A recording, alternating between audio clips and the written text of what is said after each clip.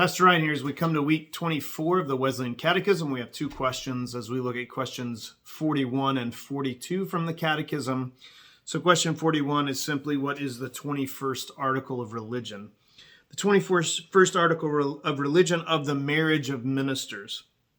The ministers of Christ are not commanded by God's law either to vow the estate of single life or to abstain from marriage. Therefore, it is lawful for them, as for all other Christians, to marry at their own discretion, as they shall judge the same to serve best to godliness. Question 42, how does Wesley understand the 21st article? The answer, a more dangerous error in the Church of Rome is the forbidding the clergy to marry. Those who are married may not be admitted into orders. Those who are admitted may not marry, and those that being admitted do marry are to be separated.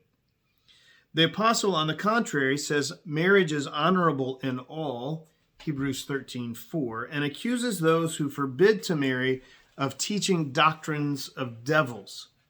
How lawful it was for the clergy to marry, his directions concerning it show, 1 Timothy 4:1 and 4:3, and how convenient, yea, necessary in many cases it is, clearly appears from the innumerable mischiefs which have in all ages followed the prohibition of it in the Church of Rome, which so many wise and good men, even of her own communion, have lamented.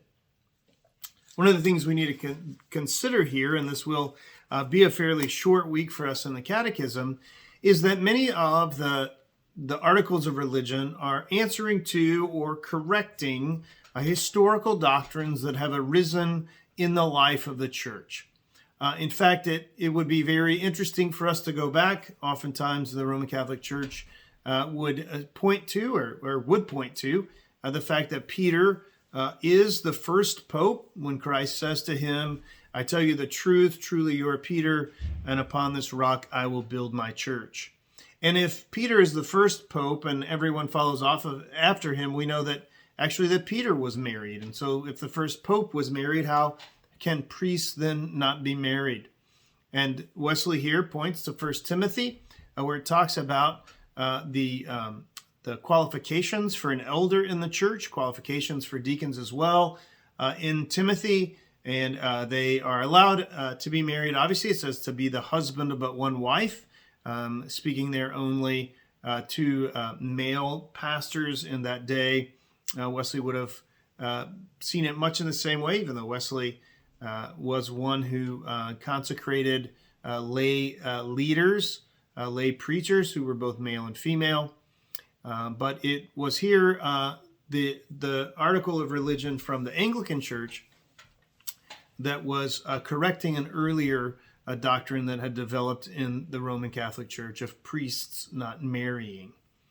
And essentially, one of the things that is being said, and we can kind of go back to us talking about sacraments, in the Catholic Church, marriage is a sacrament. And to my knowledge, it's the only sacrament in which priests are actually forbidden or prohibited from exercising, from participating in.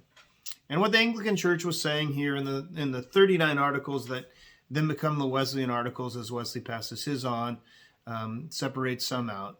Wesley's saying that yes, it is not only true, but it is good if we believe that God has intended marriage as those who discern that to be a form or a means of a profitability toward godliness in their life, that at their discretion they may marry.